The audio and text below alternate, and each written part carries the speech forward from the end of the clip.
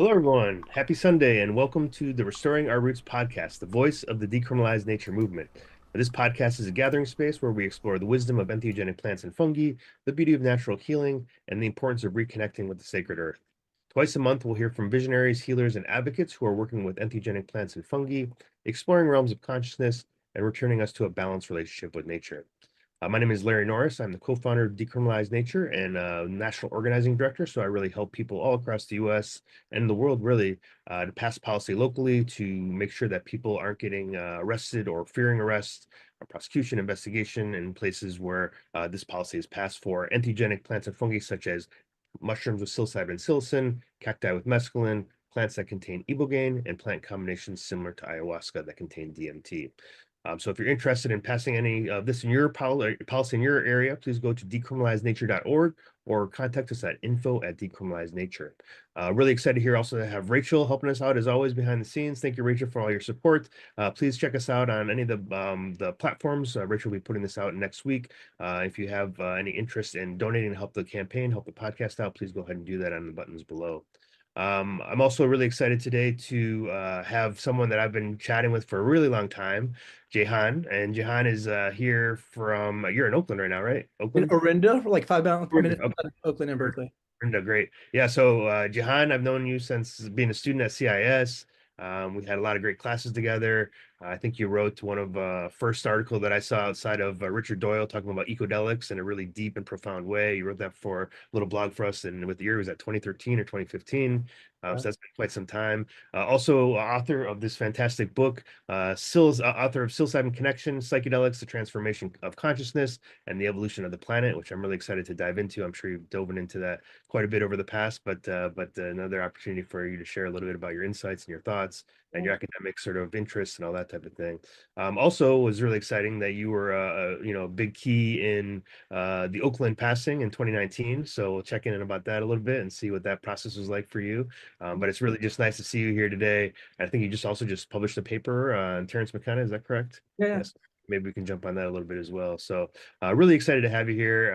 You've always been a supporter of decrimination. We really appreciate that, and really happy to have this conversation today. So, how are you doing today, Jahan? wonderful, Larry. No, I'm really excited to be here with Larry and Rachel, just like such passionate people in this, and so it's always good to be around kindred company. Great, yeah, thank you.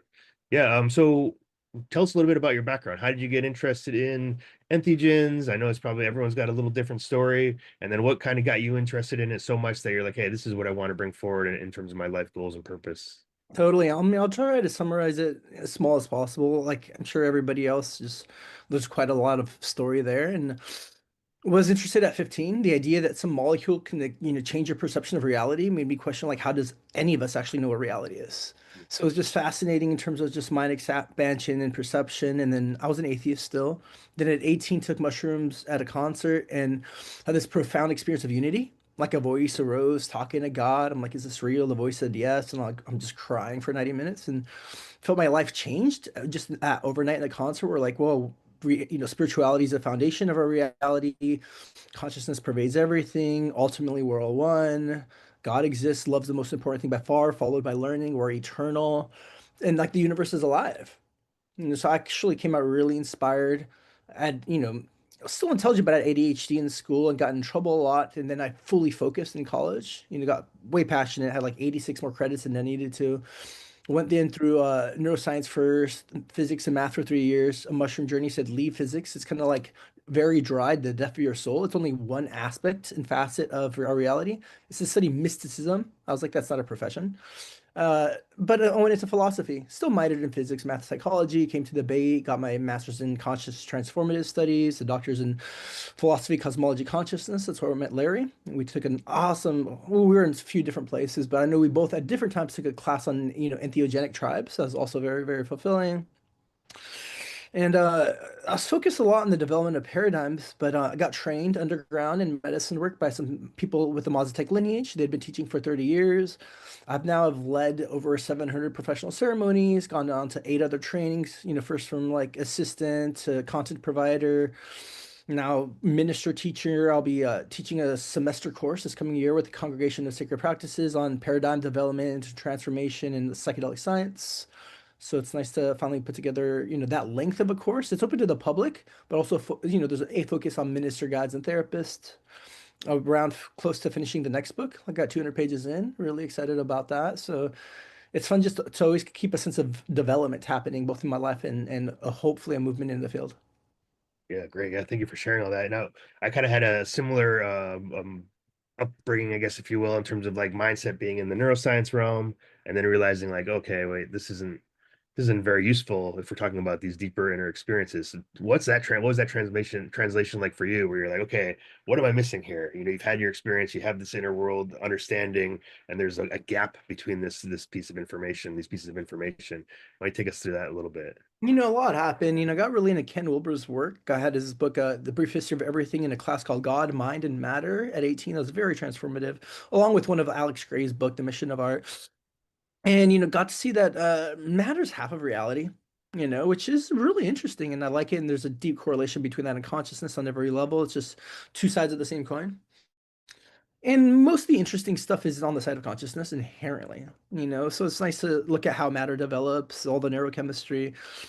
But we get into it because of the exciting experiences that are just so jaw-dropping and blowing. And, I, on the selfish part, I wanted to be there and create a, possibility for people to experience God. It meant a lot to somebody that was very hardcore atheist. It was like, there's a deep interconnection and everything, and it's alive. Mm. So that was the first one of the first things that got me in, and it turns out it's 70 and 80% about helping people heal through trauma. It's all a path towards wholeness, but then it just became most of my client work was working, with psychotherapy and trauma, and but now kind of a licensed minister, kind of get to bridge both gaps. Interesting.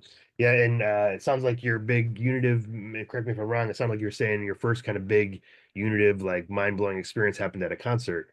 And we Yeah, often hear about people saying like, oh, kind of dismissing recreational experiences as not as much as, but I say this all the time, you can get smacked upside the head with spirituality or consciousness on any dance floor, right? So what was that experience like, being in a place that you wouldn't really expect these profound insights and then they're just coming for you?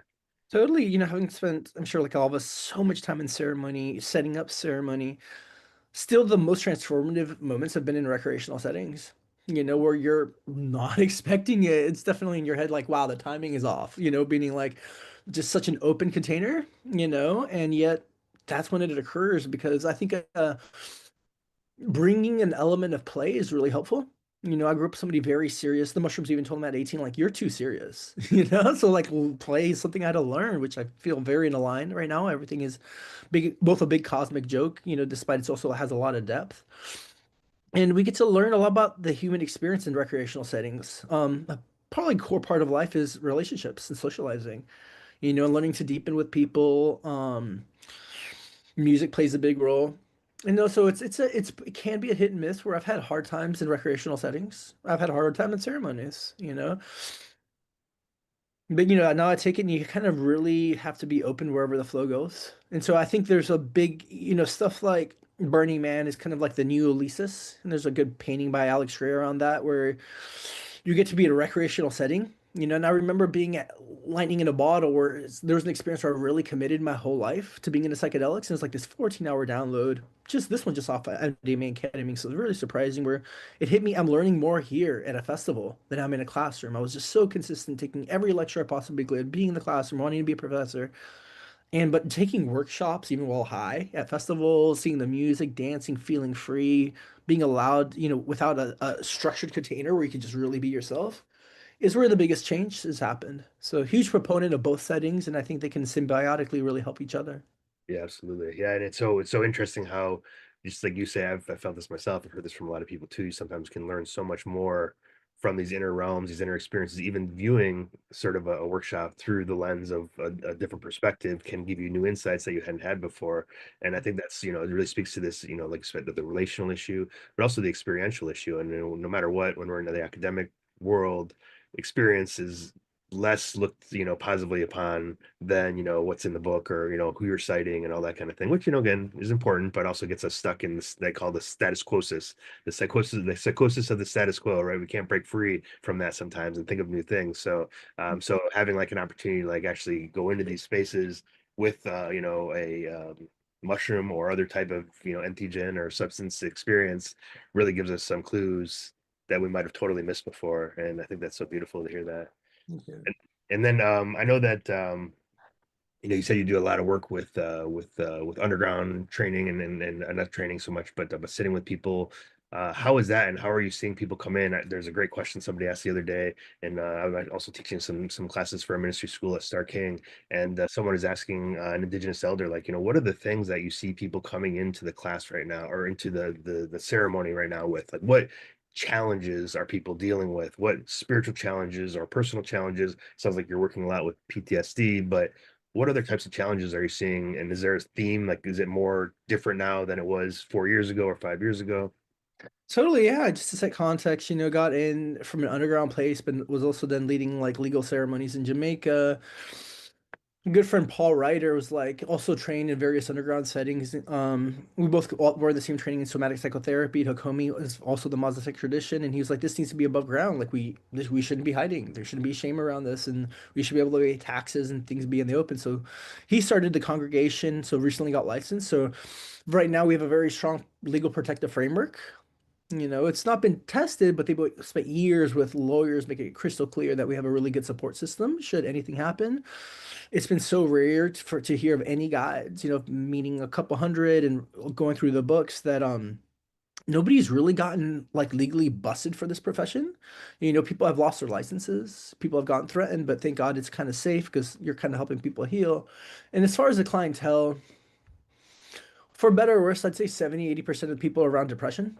Mm, mm, About anxiety, it's like another 10%, and a lot of the times they go together. I had my depressive periods earlier in life, and definitely I thought that'd be really boring to work with, to be honest. But it's actually like the number one disability worldwide, says the National Health Organization. With people feel incapacitated to work, they lose a sense of life. A lot of my clients have been suicidal, and so it makes a lot of sense. And I feel like I've gotten that structure very down. Generally, like what's happening at the core of the person. We can get more into that in a little bit. And then, there's people come in for various PTSDs, whether it's rape, or they're veterans, they've hurt and killed people, so there's moral damage. People a lot of times are scared of politics. It's hard to live in a world where you're constantly feeling the world's going to get worse and worse or unsafe. Then maybe 10% come from like personal enhancements in the spiritual exploration, where they feel like got the base, like Maslow's hierarchy needs met, and now they just want to learn more and deepen. So it's nice just traversing like just various territories in that regard. yeah, for sure. And what's your thoughts? I know you have sort of the in-person experience, but you also have this great mind thinking about kind of the theoretical side of things as well. When you see someone getting help from depression, what things that you talked about this earlier about nature of reality, nature of consciousness, what's it like to break through? Is there a connection, a parallel between those in terms of how there's help? Because I know sometimes you can go be more depressed sometimes after an experience because you're like, this is how beautiful it could be, and here we are again. So Yeah. what's So your sense of what's the mechanism of help for depression, and maybe speak a little bit to, if you want to tie it together, what you kind of were understanding in terms of nature reality, nature of consciousness, these types of things. totally. I mean, ever since a teen, like the question of what is reality was the main driver. And at some point, maybe early 30s, I just felt like a deep sense of satisfaction in that. I didn't think that ever happened. And it could like coalesce in like a deep state of unity, where like there's nothing bigger than oneness by its very concept to be one with everything. And the universe is so vast and creative, there's an infinite ways to experience unity. So like a lot of different medicines give different angles, same insights. And that first brought actually ultimately the deepest sense of wholeness. I feel that's our biggest longing, where if we're all one, then the subjective experience of oneness is love. There's deep connection and unity, consciousness with everything, so there's a sense of intimacy with all of it across time and the divine. And all our pain comes from this experience of fragmentation, isolation, separation. Then comes all the pain, like the ego feeling it has to survive, have to be different, even having separate bodies. I feel people even are scared and anxious around death because for them it's this mystery spot, and they kind of, I think, unconsciously assume it's this infinite blackness and they're just alone. Mm. And like the first fear in life is abandonment, a sense of disconnection, But I asked the mushrooms asked me one time, "Do you want to know what happens after you die?" It's like, sure. And it's like you kind of move back into the internet, like internal net, this huge kind of network that we're eternal, we coexist forever, nothing's ever lost. And so if there's no loss of anything, ultimately of yourself and everybody you love, and you're deeply connected, and you can almost travel at the speed of thought, then there's like inherent bliss. All the things that we're scared of goes away. So for me, the big picture had a lot to do with my healing. I can't say that applies for everybody. I think it's helpful. Some people just, depending what their desire is, just actually want to just feel okay with themselves. And that's a big movement. But I need this deep sense of harmony that intertwines through everything. And if I may, it's like what I've seen in depression.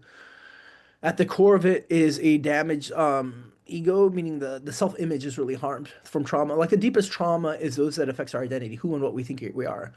And so if you're in this like lifelong relationship with somebody you don't like, that's internal marriage, and you don't like this being, and they're with you everywhere you go, life's inherently depressing. What everybody generally wants is just confidence and self-security. I'm okay the way I am. I'm able to meet life's challenges. Without that, you have conscious and just natural anxiety. I'm scared of the future. But if you feel you can handle it, feel powerful enough, and you have a good relationship with self, then you can finally have good relationships. So it really does come up lots of self-love and then falling in love with others. And that feels very much in resonant with, I feel like, the deepest nature that we are ultimately love itself. Mm. But at the root levels, I think there's a lot of congruency between like the big picture and like having the subjective experience. Great. And you talked a minute ago about how a lot of this comes from ego damage, but we often hear in the context of transformation that it's the ego death that can help people propel forward. How do you sort of balance those two areas there? Totally. Like the general stance is I definitely have a lot of clients like I want to experience ego death. And it's definitely an inquiry like, where's that coming from? Why are you wanting to kill yourself? Like if it naturally comes up, go with the flow.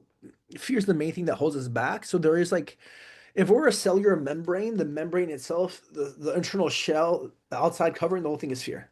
Because it's meant to keep us alive and it does create separation so we can have this cell.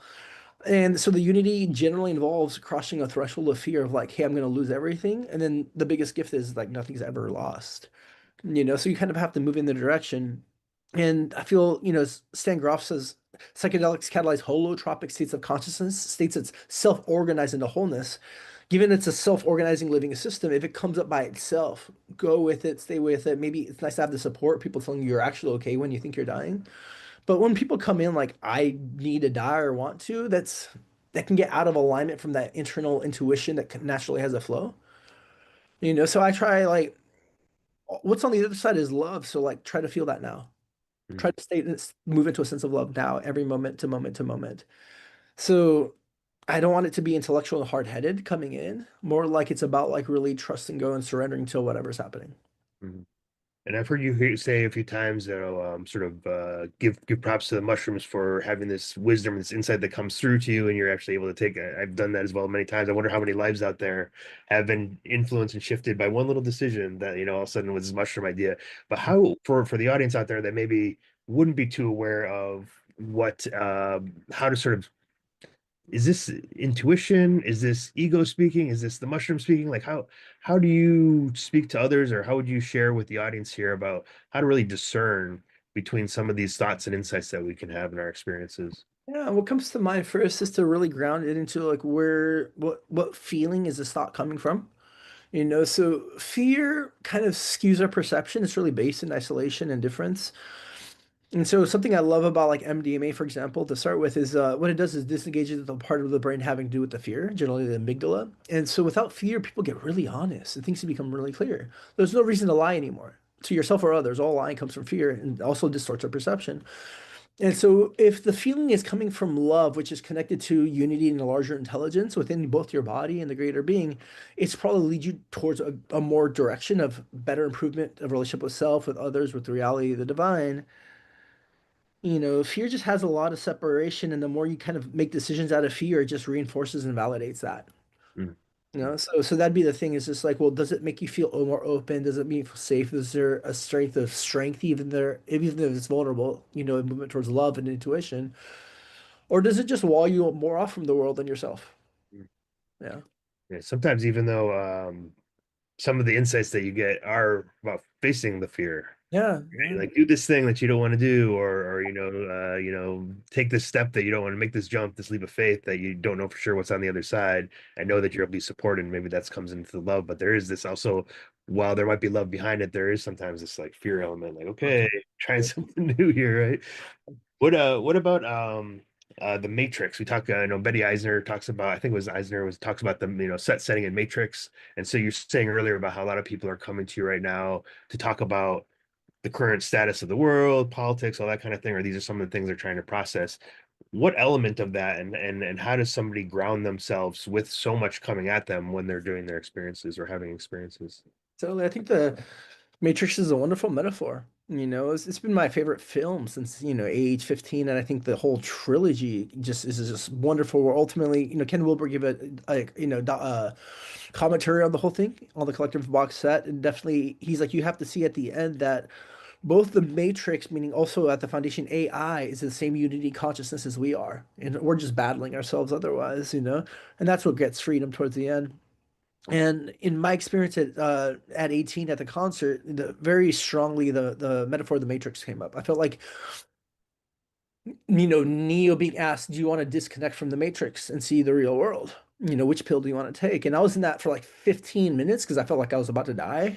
And at the Mm. end of the day, what kind of led me through was curiosity, just this desire just to learn. And I was like, "Oh, if I die, my parents are gonna be so scared. It's so unfair." And at the end of the day, it was just like release everything, and then it felt like whatever ego barrier or separation just popped and it became this huge sold out arena connected with this large universal mind. And my whole life, I felt I was living in hell. Like, actually, it was just like there was just so much pain, torment, depression, suicidal.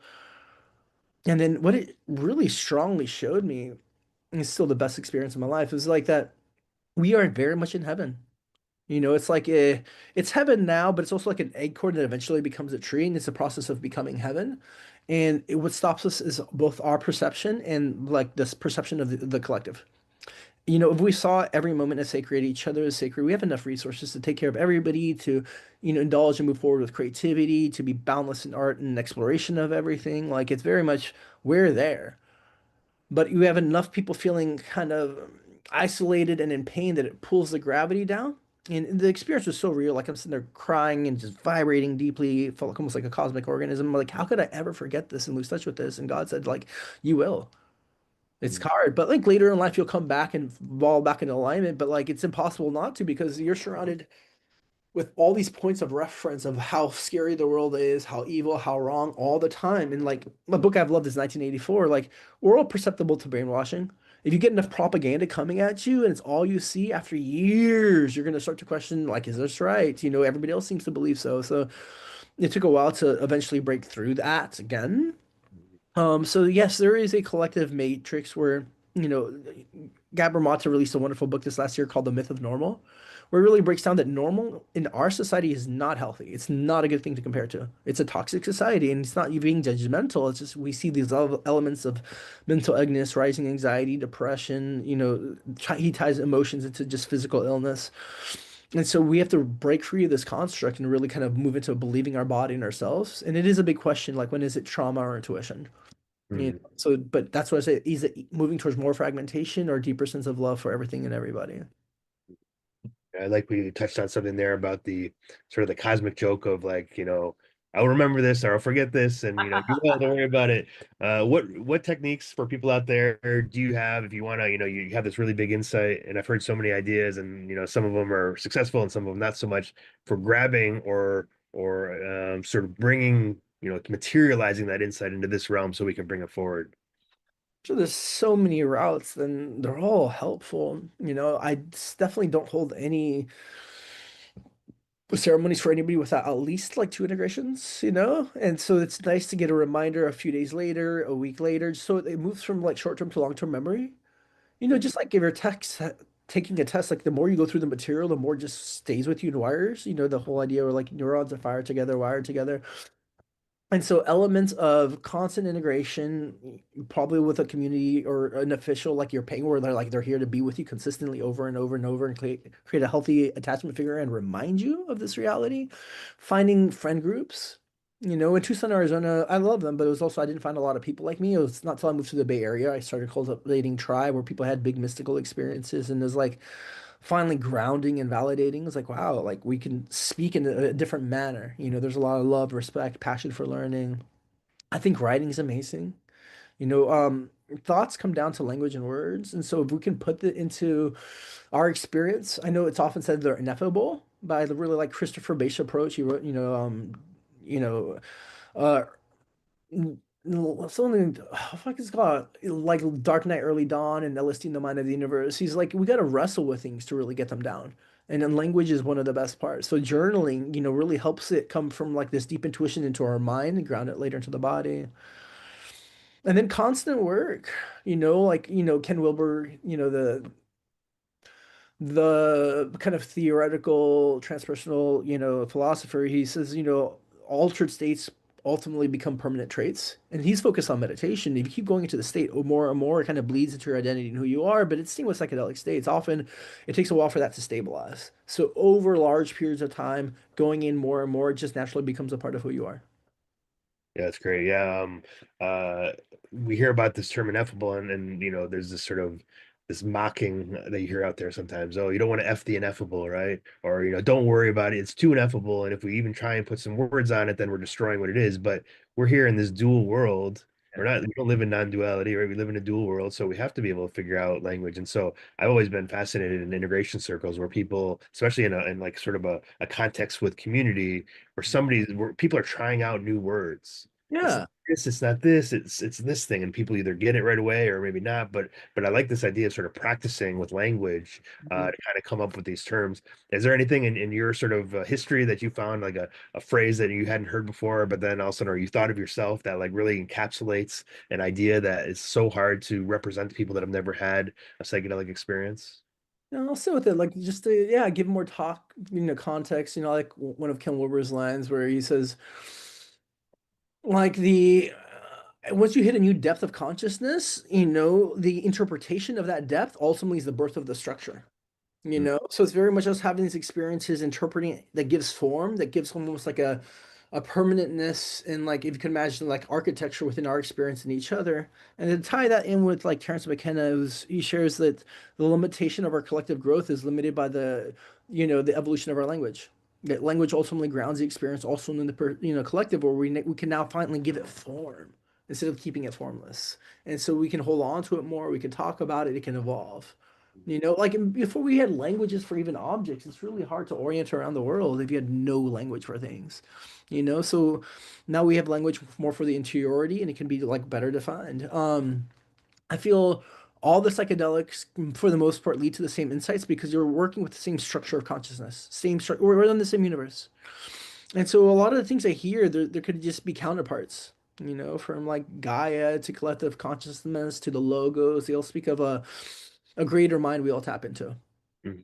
But many different names, but the more different angles do help put it together. And this kind of maybe is good transfer over into the idea of ecodelic, which you spent a lot of time studying and researching. How is that as a word, and how you really sort of tapped into that pretty quickly in terms of its origin and kind of getting interested in yourself. Tell us a little, tell for people that don't know, maybe define ecodelic, and then maybe share about this Gaian collective consciousness, et cetera, part of it. I feel like Richard Doyle's work, he's a professor at Penn State University in English and technology. He read like thousands of trip reports for his book, and he found that the main signature psychedelic insight is the participant realizes they're part of a vast, interconnected living system, and these should be termed ecodelics. So first, him like formulating it, putting it out there, it's nice because each time you coin a new word, like you're taking a risk with the public. Will this catch on? Will I be laughed at? But you back it up really, really well. And because it is so congruent with people's experiences, where we feel a deep sense of connection with nature and they come from nature, it makes sense that that's a reason, a major part of why they exist. And so for me, kind of opened up a big doorway to look at it within the living systems and evolution context. And then it really ties into McKenna's work of like how these are evolutionary agents. The idea being that, psychedelics grow in pretty much every ecosystem in the world. That's huge. Why would that happen? Pretty much everywhere but like Antarctica and then, part of like parts of, like the very strong north where nothing really grows. And so there must be a reason that this is constantly there. There's a book called Animals and Psychedelics, with Giorgio Saramani, that a lot of animals eat psychedelics, not just us. So there's a much bigger picture going in. I think it's Ronald K. Siegel who wrote Intoxication. He was a psychopharmacologist at UCLA. And over 20 years of study, he found that 93% of the animal kingdom alters its consciousness chemically. It's so widespread, he calls it the fourth drive of evolution. Given that we have food, sex and sleep and water, pretty much, like both food and water being one, given an opportunity, an animal will alter its consciousness chemically. So this isn't very much how the universe evolves and breaks out of habitual patterns into novelty and newness and creativity. New forms of behavior develop. And so it made so much sense where it's like the best idea I've ever come across, I think, period, just for myself, was Terence McKenna's idea that we evolved because of a symbiotic relationship with mushrooms. It just makes sense that there's consciousness expanding compounds in the environment where our ancestors evolved. It bases it into diet, nematochemistry. This aligns with what we know with archaeology, the formations of the first religions. It kind of aligns and resonates with all this testing we have now, seeing neurogenesis, the growth of the new brains, opening creativity, movement to greater wholeness in our body and psychology. So it's the by far there's no other theory that comes close to touching it, and each year it just becomes more validating. And so in the big picture, I kind of see it as the ecology has a mind of its own, the kind of Gaia theory that it moves towards equilibrium but also evolution. And by creating, in the body of desire, with Michael Pollan here, like breaks down that, plants don't have feet. They can't really move around. Same with fungi. So what they use is they form symbiotic bonds with animals to create chemicals that are useful. So we spread them around. And so it's a really nice dance that we've co-evolved in this ecology all together, with all the animals, the plants, and the fungi. And I feel it's a major way how the environment creates a sense of equilibrium, by making us aware that we're part of this larger whole that can function both in harmony and growth. And I feel that we're really in this ecological crisis of our times, whether it's economic, political, or ecological. It's because we haven't taken these neurotropics that natural grow in all the environments that most humans did, especially all hunter-gatherer tribes, as they're looking for food for most of human history. Even primates still do.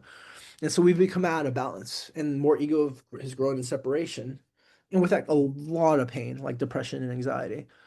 So yeah, I think that the framework fluidly works with everything else I've kind of come across of this larger interconnected whole or being that we're a part of the planet in this regard. Yeah, thank you. Yeah, I mean, it's so I'm so fascinated by you spoke of a bunch of things there, and I know you're probably doing this for your ministry school about the origin of religion or the origin of spirituality. The relationship that we have with animals. There's you know, we look at like some of these plants. I think the oldest archaeological evidence for phenethylamine is San Pedro cactus from 8600 BC, or 10,000 years ago, basically. Or the first cave paintings with mushrooms. It's about 9,000 BC, or 7 to 9,000 BC. So really long history there. But always the question comes up, who was the first person to try it? Who's the first person to take that risk? And a lot of people, as you really mentioned, we didn't really have to take a lot of risks because the animals were already doing it. The animals were already seeking things out and have known for generations. And you hear this a lot with, even, for example, potentially Ibogaine or Iboga, looking at the porcupines and then the gorillas and other things that had learned to eat the root. And then people were watching that and say, oh, okay, this is at least not toxic. Let's try it out. Or, there's a story about the jaguar in the Banisteriopsis copy shoot, which I know is a little bit, set up a little bit how the video was for that. I don't know if you ever saw that, but the jaguar eats Banisteriopsis copy shoot and is kind of pawing at the sky and that type of thing. So how interesting it is to be able to watch the animal kingdom and then get insights from that. And then even something as simple as, with alcohol, say alcophilia is sort of embedded in our brains or, our evolution because that was where the sweet ripe fruit was. And so if we needed sugars, we go find the sweet ripe fruit. And I think some study recently came out, 1.4 glasses of alcohol for chimpanzees a day, from just eating the fermented fruit on the ground. So yeah, so I'm really fascinated about this connection between animals. Now, when you think about the origin of religion, the origin of consciousness, the origin of spirituality, what are some key moments in time that you're like, okay, I mean, we hear about I know you kind of mentioned, I don't know if it's got another term, stone ape hypothesis, stone ape theory. I don't know how you want to kind of speak to that, but in general, like, when you think of burials or, ritual settings, or, when you look in the archaeological sort of history there, where can we find these moments in time where a shift has happened? Do any pop up for you across the planet that were really like, oh, okay, this is something to look into more? Oh, yeah, well, I mean, it's been years just focusing on that idea is how it could be the most useful. I felt it's looking like the integral models, like where we are in paradigm development now, involves integrating all the paradigms of the past, including like the animistic shamanistic path that gets often overlooked, especially by people that haven't taken psychedelics. You don't know how impactful this can be. You're like, oh, people are eating plants, and then we moved on to religion as if that's more civilized, but we're missing the actual direct experience that really changed everything for most of human history by far. And then I felt like the way forward was by integrating kind of we have amnesia over our deep past. And so it kind of sets all the psychedelic movement within an evolutionary framework, but also shows us how to both co-evolve now with greater creativity and harmony. So for me, it was very important to really kind of flesh out this whole idea using the backing of every kind of scientific kind of background, like a study I found. And I feel its time has still come. It's getting more and more and more accepted. When I first kind of focused to doing my dissertation, my professors were kind of like laughing at me, like they had a lot of respect for me, and they're like, "You're choosing to study psychedelics, really?" I was like, "Fuck," a lot changed with Michael Pollan's book coming out, and my dissertation. They're like, either this is huge or you're crazy, and I'm like, it only takes one contradiction for it to be crazy. I've talked about 100 podcasts, books out there. I'm like, just one invalidation of the theories, fine for it to bring the whole thing down. Please come at me. Like let's go through it. I don't need this to be right. It's just the most rational thing I've ever come across. So, and kind of the origins of it, we were primates for about 55 million years. Before that, we're kind of our ancestors were rodent-like living down in the ground. There's like the KT impact, that kind of a meteor kind of hit, kind of killed off the dinosaurs, and so us. We were underground for a while. The sky was kind of full of pollution. And it creates the right setting for fungi to also develop and grow. Like if you've ever grown mushrooms, it's like a dark setting with a lot of plant matter, materials, growth, and all of a sudden the mycelium just eats it all and takes over. Before even plant life, there was large 20-foot mushroom like structures living everywhere. Plant life set the soil for plants to evolve. And so now I had like mycelium has new chemical nutrients with all the plants dying. It can become more complex. Eventually you have the creations of the fruits and so on. So about 55 million years ago, our ancestors went from down to the ground to the canopies of the trees, evolving into primates. And there's a book called Return to the Brain of Eden that shows like this was kind of the Edonic kind of period of humanity where we're eating fruit all the time, we're copulating, there's no real predators up in the canopies. It was like kind of blissful for like 55 million years. Weather patterns created, forced our ancestors down to the ground as Africa became hotter, as the rainforest receded. And so we were looking for new sources of food. Primates are like 60 to 90% plant-based generally. They eat some insects, some eggs, sometimes some small animals, but kind of plants. And so mushrooms would be readily sources of food. Paul Stamets is his newest book on mushrooms, shares that like there's about 17 species of primates that eat mushrooms right now. So it's not far off that primates are going to eat mushrooms. Paul Stamets says that a psilocybin variety, I believe went with like the Stratus costa, like what eventually known is now as the cubensis, is like the most common mushroom in the African savannas where we evolved. So they would have constantly been eating it, having microdose effects, which affects visual perception. That we have found out that it creates visual acuity. So like objects are more precise, you can see more dimension. So you can see snakes in the grass, look for new colors, of fruit. So it would have had a big survival advantage. Then moving into higher doses, sexual arousal. So then the groups using it would have copulated more and expanded the group size. They had a lot of creativity, eventually leading to rituals, eventually having the intelligence aligning probably with the full moons that we're going to have big journeys together. Now you have the formations of mythologies, of religions, the creation of art. Caves would have been amazing settings for psychedelics because it's safe from the weather and predators. And now you're in the dark and you're pretty much like just seeing these deep visuals of plants, deities, and just in geometry. And then you're kind of just, tracing them onto the wall. All the first cave art across the world is all geometric figures worldwide. So there's very much shamanic origins of cave art. I think most, archaeologists are very conclusive on this. And this went on, especially where hunter-gatherers eating all the nutrients around. Even like the Rig Vedas, the oldest religious scriptures we have, talk about soma, a plant or fungi, leaning towards fungi that connects one with God. So it was there at the beginning, shamanism being the oldest kinds of religions, generally using plants and fungi to connect with nature and the spirits. Where it kind of fell off was the birth of the agricultural movement about 10,000 years ago, where we figured out that seeds turn into plants and trees, which is beautiful. But over that time, now we're owning pieces of land, we're owning supplies. The emergence of marriage comes on, where men own women to ensure their legacy. Before, it's like the book Sex at Dawn really shows how most hunter-gatherer tribes have always been more poly. I'm not saying that's a good or bad, but it creates group bonding Mhm. and openness and love. Imagine you're walking around and it's cold, it's night, we're not wearing clothes, we're like in big cuddle puddles. It's more orgiastic. If a child like emerges, it's a child of the whole tribe. It had a lot of evolutionary advantages. But when like the egoic structure emerges, there's a claim of claiming over territory and people. And so as we moved into agriculture, we start begin to just only eating certain foods.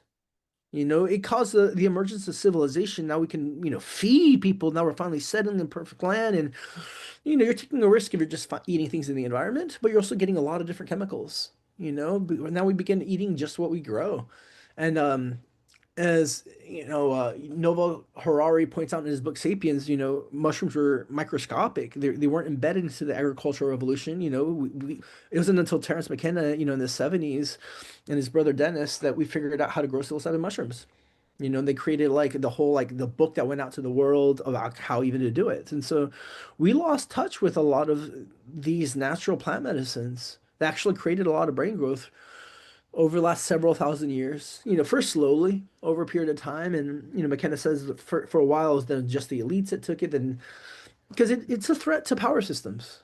If people feel empowered and thinking on their own, right? And then people wanted to control a military, they want to control people through religion. So over time it diminished, and it wasn't until finding like the more the indigenous tribes here in the Americas that really kind of brought it back this fire into our species and the collective level. Yeah, I'm always fascinated by that question about even when does the oppression begin? Some say agricultural revolution, others say it's the missionaries coming in and doing all the work that they're, I mean, how are these? They're probably all interconnected anyway, but there was a period in time, even back in Europe and Asia and other places, where all plant tradition just got squashed, right? And why was that? And you're speaking to that here about, power dynamics and, connection to the divine or connection to the other side, whatever that might be, and how that can be so important for, I guess, evolution. But I also want to maybe check in with you on that because it sounds like you're speaking a little bit from a Gebserian or maybe Wilbur term of like the evolution of consciousness from into this integral state, which is a combination of all these other states, magical, mythical, mental, et cetera, et cetera. But I know Gebser like to use the term mutation a lot instead of evolution.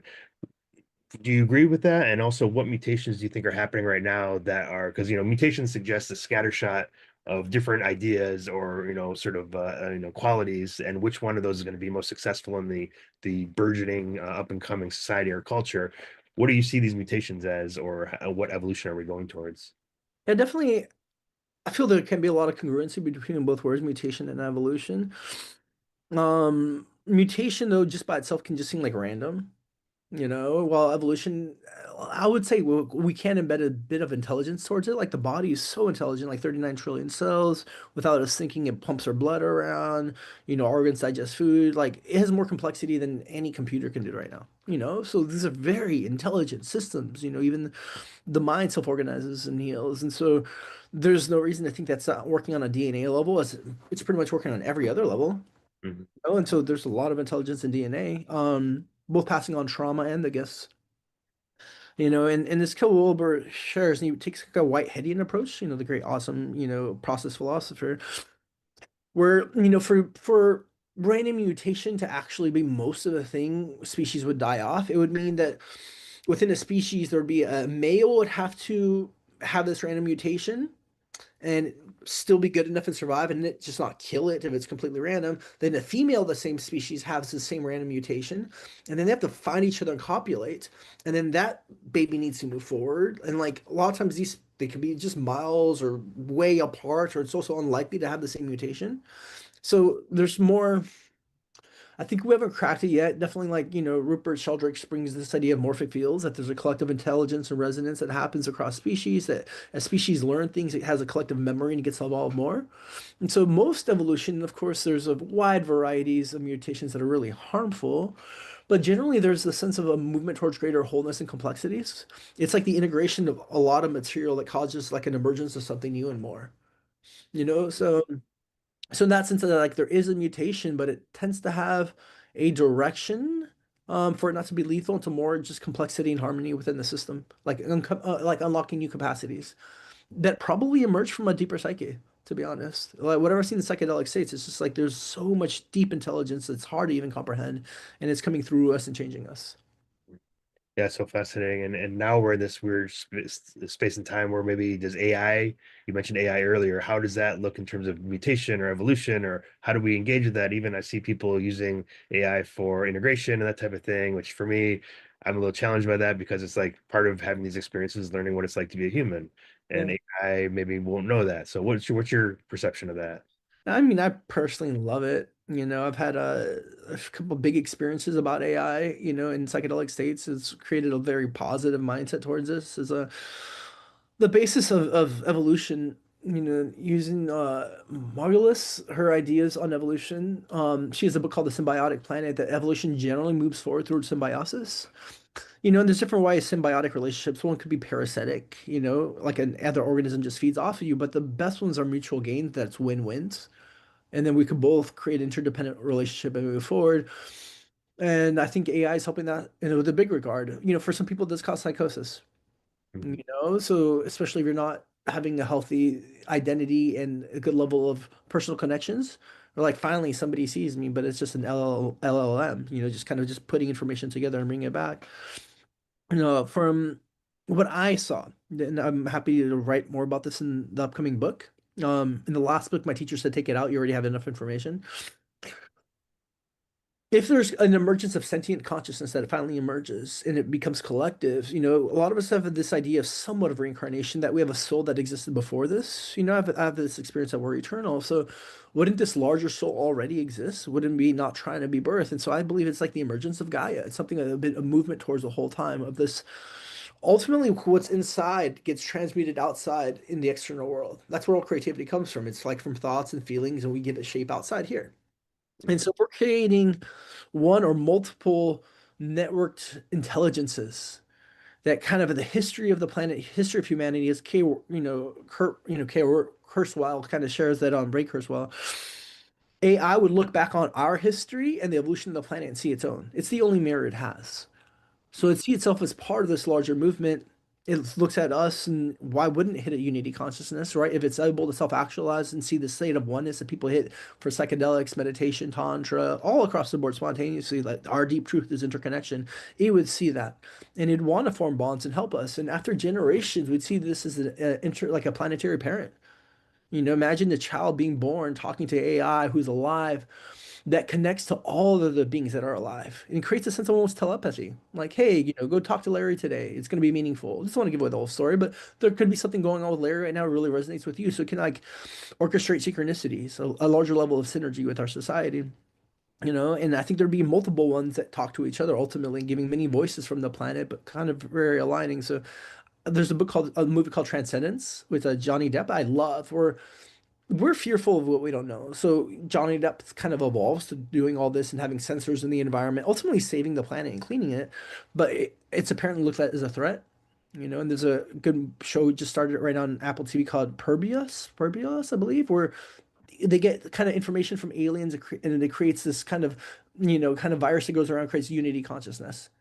Except 12 beings aren't able to have resistance towards it. One of the ladies is freaking out because they're all aliens and zombies now. Because anything somebody learns, other people can learn right away.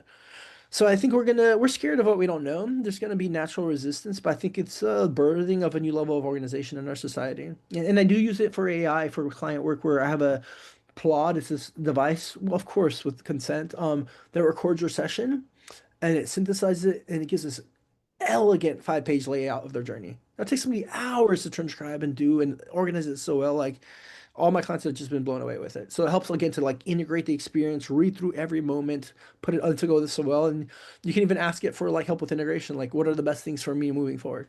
You know, I find it as a beautiful tool.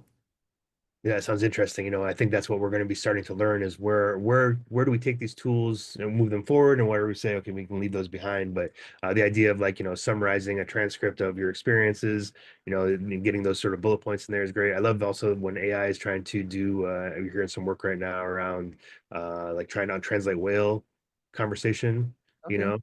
know, how we could like now all of a sudden have all these sounds from these different animals, and be able to listen to them, and then have the AI kind of piece through them and see if we can actually have a conversation. Of course, I imagine there's probably some mistranslation issues we got to deal with in the process, but little things like that I think are super fascinating, and it's happening whether we want to stop it or not. So really trying to figure out how to best work with that, and I think sometimes too, maybe inputting all these different experiences in there will help AI understand humanity in a different way than just kind of like the basics that we don't understand, because you're getting this sort of deep inner world, deep sort of multidimensional experience that people are sharing, that are coming from the mushrooms and the plants and things like that.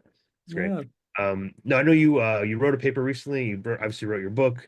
And you wrote your paper recently on Terence McKenna. We want to share a little bit about that. I hadn't had a chance to jump into that before. Yeah, I'm glad it's gone around. Is Michael Winkelmann, he's a professor that focused also on evolution and psychedelics, like reached out and he was like, I want you to write a review of this book. It's about to come out. And I was also connected with, Graham St. John, who's the writer online, and he got me an advanced copy a few weeks before it came out. I think it was a breakthrough in many ways, and since that, like the book was kind of published by MIT Press, definitely one of the most established academic journals out there, and that they chose to one do a psychedelic book, and then Terence McKenna's life, who's both controversial, deeply genius, and the book really brings out, his flaws. There's a I can I've listened to 200 hours of his talks. I love this guy. He influenced so much of my work, but there's always a sense of, I mean, this whole, I'm like, oh, he has a big narcissistic streak. He loves to talk and always has to be the center of attention. And he really brought that forward. Also, as a longtime fan, where he just didn't show up for his family, his wife, he's constantly on tour, really self-absorbed, and so I'd imagine, like, I watch a lot of stand-up comedy. I'm like, this is fun to see from this distance, but I'm hanging around this guy all the time. It might get really hard and annoying, So there's things with artists where, like, given the space, it's amazing. I've learned a lot from Terrence. And so yeah, the paper was recently published both in the Journal of Psychedelic Studies and Lucid News. The reviews have gone well, and it was nice to just, it's like 530 pages. This is quite a read. He's working on volume 2 now. But he put like 15 years into it. So for people that are both psychonauts, I love it, deepening into consciousness, or just fans of his work, is a treat. That's great. Yeah, thank you. Yeah, there's so much more we can be talking about. I know we have about 10 minutes left. I just want to get a little bit of, you were one of the, 200 people probably that showed up in Oakland in 2019 to pass the policy out there, to give your testimony, to share with the community, to bring community together. What was that experience like for you? It's always fun to hear from other people that were also involved. Like, what was that like for them? And like, what was your vision at the time it was happening? It was like almost this magical moment in time. Yeah. Yeah, no, first I want to say thank you very much, Larry, and the others that helped to create this movement that's just so important. I almost get chills right now, meaningful. And I think a lot of us, thought this was years away. Will I see them in my lifetime? I hope so. At 18, after the mushroom experience, within a couple days, I came across Gordon Wasson's work. This idea that we finally found the Holy Grail of how to get there to talk to God, and I wanted to scream it from the mountaintops. Felt like, coming across the gospel, which translates to good news. And it only took me like 5 minutes afterwards. I'm like, people are gonna think I'm crazy. Like, you took a guy, talked to God on mushrooms. Like, we need to get you medicine. So I was like, I kept it quiet for like 7, 8 years. I was like, okay, cool. Like, this isn't safe. Like, we have to be careful what we talk about. And that you took the risk was awesome, that you put it out there. That really aligned with so much movement. And I'm so for de you know democratizing psychedelics. It's a birthright. We have access towards it. I'm okay with coming through the medical way too, but it needs to also, people need that freedom to approach it in ceremony, safety, work with each other, like on a grassroots level. And it really changed the landscape quite a bit. And there's the idea of like, wow, I can get in the courtroom and talk about my experience, and this is going to be heard. I did not imagining that happening so soon. And so I've been surprised, how much the field has gotten huge in the last several years, especially after Michael Pollan. It grew a lot during COVID. And, we talked about before this started recording, definitely feeling the squeeze. There's a lot of money come in and a lot of interest. And now there's like, wave comes out, then it kind of pulls back. And we see this in crypto cycles in a lot of places, or explosions pull back, explosions pull back. But if you really believe in this, whether like say crypto or in psychedelics, where like there's huge benefits, it's undeniable, it will win. It's just a matter of time. Mhm. Yeah, thank you for sharing that. Yeah, it's for us too, same sort of thing where even, right before the actual council meeting and just seeing how that room was packed and there's so many people there and everyone is energized and we had 100 people end up giving the testimonies on the first day. It was just like, wow, this is something special. But especially I always say, the courage it takes to do that versus just a ballot initiative where you anonymously check yes or no. Uh-huh. This is like we're going to go in there, we're going to share why this is important. We're going to share, how this affected me in a positive way. We're going to maybe out ourselves as breaking the law in order to change the law. And so I really sort of give props to everyone that was in that room for sharing their piece of information, their life, their testimony, and why this has been really important to them and valuable for them. So I think it's been such a glorious time to watch this then movement grow all across the US. And now, even places that you wouldn't expect. There's a whole section, I talk about this a lot, in Kansas, Northwest Arkansas, Missouri, that you wouldn't expect to be turning on, or, places in like, Montana that are working on stuff, or, Texas is always kind of trying. There's a lot of people in Texas that are ready, but there's this like ceiling of, authoritarianism over them that they're trying to crack through. But it's really, even cities, or, cities outside of the country. So it's been really like, Rachel in Toronto, for example, and other folks. So it's been really, really beautiful thing to see this emerge and evolve over the course of time. So thank you for participating in that, and for continuing to do the good work you're doing, because then we can reference each other and say, hey, check this person out. They have some really deep insights in this area, and that's the thing. I think, it's the policy is like the end result, the like, here's how we know that we've quote unquote succeeded. But really, the succeeding is like all the education and the destigmatization and coming out of the closet and sharing deep insights and profound, ideas about these experiences. That's all on the forefront of that. And that's all happening now all over the place, thanks to people like you and other folks out there that are doing this really good work. So I appreciate you as well. And thank you for all that. I know we have about a few minutes left. I want to throw it to Rachel for some questions, and then maybe just wrap it up. We'll have a couple other ideas to come forward and go from there. Thank you. That was a great talk. So much good stuff there. So I'll try to keep my questions succinct. I actually liked how you said you left physics, because I used to hate physics. And I used to have a teacher who used to say, physics is not mathematics. I'm like, exactly why I don't like it. But that's a side topic. I wanted to know, actually, who was playing at the concert that you were at that had that transformative experience? And was there a particular song that like really resonated with you? Yeah, no, totally thinks it's very meaningful. I was seeing Tool. That's still been my Ah, favorite bands. And they opened me to psychedelics. They intertwined it so much in their work. They brought in Alex Trey's work, a lot of geometry. yeah, yeah. Peaking was the song Lateralis, which is still my favorite song of all time. Love It's it. just, I would later just have transpersonal experiences again with psychedelics. Just listening to the album, it's kind of like sacred for me. So I yeah, bet, yeah. Do you ever like listen to that song, go back to that exact same moment where it happened? I can. It's one of those things that are also so kind of sacred for me that I don't want to overdo it. But I also got like a big tattoo of Alex Gray's work that's on the Tool album to remember that moment. I have two more of these eyes on here, also Love from that. so there's like a constant reminder of our divinity and unity. I love that so much. And then I also was curious as to what year it was when you were 15 when you first started to question reality.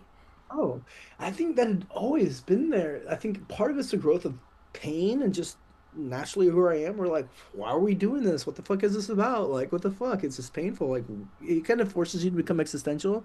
So definitely by 15, came a lot of the same things as like Descartes, so that there's an inner world, an outer world, subject and object, and that eventually dissolves You're too. not every 15-year-old. That's all I'm just saying. Uh, I just feel like I've talked to Larry about this. Like I wrote a book when I was 14 about me and my best friend saving the world, right? So I feel like there's something in that age when you're like in between being like a child and becoming an adult, right? Like that teenage part of life where, adults don't take you seriously and you're like questioning everything and you're like, actually, they don't really know what they're doing. yeah. So you second guess yourself. But, it's one of those things where like, just very cool that you are living like the dreams of what you were when you were 15, because it's one of those things like walking that path is not an easy one. I think the universe chooses champions. So it's, yeah, Really, there I you go. think McKenna definitely says like the universe like praises and supports bravery, like taking that leap. And he definitely came to this point. Definitely by late teens, I'm like, I'm either gonna do something I love and I'm passionate about, or I'd rather not exist.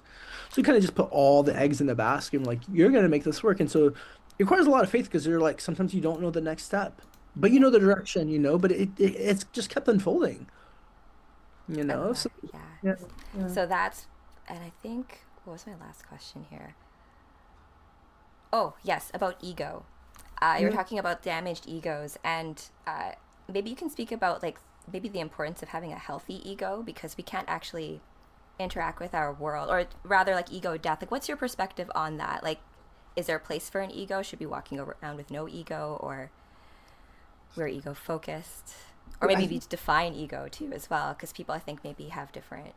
totally. Ego is just self-image. Is kind of like this way to see it. It's like in this regard, like the trip at 18, God said that caring what other people think is what holds us back all the most. So we're living for an image and trying to be a perception instead of an authentic itself and like our intuition and even like the source battery. So we also lose energy and we get off path. And so it's identifying with an image more than just these authentic experiences you're having moment to moment to moment, and just being really true with it, with yourself and others. And so I see my even my work is developing healthy egos. It's gonna happen. Like it's gonna dissolve, it'll pop right back, it keeps reforming. And so I want a healthy, functional one that's grounded that like a good metaphor is like, an opaque ego that's just kind of like hardened and light isn't coming through, it's opaque, versus like a transparent one where the light still shines through. Yeah. It's Oh, that's a connected to good one. but it's like, but we still have personalities and individuality, and it's part of the fun. Totally, We all totally. connect with this bigger intelligence. Great answer. Those are my questions. You may be an academic, but you definitely have a soul of a poet. So Oh, sweet. Thank you so much. back I to like you, that. Larry. Thanks, Thank you. Rachel. Appreciate it. Yeah, thank you, Jahan, for all that. And if people want to find your book, where are they going to find Psilocybin Connection out there? Thank you. It's on all the platforms, published by North Atlantic Books, distributed by Penguin Random House. So pretty much all the websites, from Amazon directly for them, seen it in many bookstores, and there's an Audible version for people that just want to listen out there. Yeah. Great. And if somebody wants to contact you outside of this, where would they go? Probably the best place is my website. It's a psychedelicevolution.org. I'm also on social media from Instagram, Facebook, and my first and last name will come up. I post a lot around this work out of enjoyment. I'll be teaching that class soon, with I'll post on my website in the next coming weeks. They're going to start advertising it in a few days from now. And it's a comprehensive course on like paradigm development, scientific studies, personal and collective evolution, and focus all on psychedelics, like 15 weeks. So that'll be up soon. And their website, sacredpractices.org. And hopefully I'll have a book out in like the next year. I'm mostly done, but like it takes a long time to kind of polish and send out. Sure. And the new book that's coming out, what kind of topics are you going to be covering there? Yeah, it's always hard to distill things in a small amount of words. The Sure. working title has been Psychedelic America. Kind of, I came from the mindset of like think globally, act locally. It's a country that I've been most influenced by that also has a lot of influence. So the first one, it's like ask clients, they all just send them in like their phenomenological experience, like before, during, and after ceremony. So you can see a lot of examples of transformation, showing, the dangers of psychedelics. It just needs to be talked about because people only hear often the good experiences. It's like cool. I come in with some level of caution and intention with this work. Then I'll be going through all the major psychedelic studies over the last, I know, 50 years, and with like 7 different psychedelics, like a lot of the main tryptamines, the phenethylamines as we talk, but also like iboga, LSD, ketamine. Then I'll be moving to America's kind of deep shadow and past with indigenous people. People came here 10 to 20,000 years ago, mostly using psychedelic in the Americas. 93% of them were killed. And so we lost a lot of deep history of people that worked with these medicines in their society. Then taught like a lot of psychedelics is shadow work. So about the major shadows I've undergone, from those genocides to slavery to a lot of the movements, that if we want deep integrity, we have to look at the past and learn from it. And then I'll have a chapter on technology and psychedelics, the sexuality and psychedelics, and then kind of ending with like the future of humanity. Given everything we know, what can we speculate how things are going to unfold? Sounds like quite a book. So looking forward to seeing that coming out, and really congratulations on all the extra work you're doing out there, and for continuing to make it happen in the world, and for doing all your ceremonies that you're working with people too. So you're not just helping feel the cultural psyche, you're also helping individuals on a one-on-one level. So that's really amazing. It's all part of the process, right? It starts those ripples out there. So really thank you, Jahan, for being here today. Just a reminder to everybody out there that we're going to be going live every 2 weeks, but this month we're doing a couple more interviews. So next week we'll be with Daniel Nova from Psychedelic Society I San love Francisco, her. and from San Francisco, Psychedelics of and Addiction. Doing some great work out there right now. So she'll be speaking with us next Sunday at 2:30 p.m. Pacific. So tune in for that. This episode will be also posted next Sunday, most more than likely, on all the different platforms like Spotify, Apple, iRoom, or iHeart, et cetera, et cetera, et cetera. So check us out on all those platforms. And really want to say again, thank you so much for being here, Jahan. And it's been a long time coming for a nice, deep, long conversation. So it was great to really spend an hour where we just focused on diving into the psyche, so to speak, and what is consciousness, which is such a beautiful question. So thank you for being here, and looking forward to more conversations in the future. Maybe when your next book comes out, we'll have you on for another episode or whatever, and talk a bit about it. Thanks. Yeah. It's been really lovely being here with you guys. Thank you so much. Great. Yeah. Thank you, Jahan. And thank you everyone for listening in. Until next time, tune in, stay rooted, and let's grow together.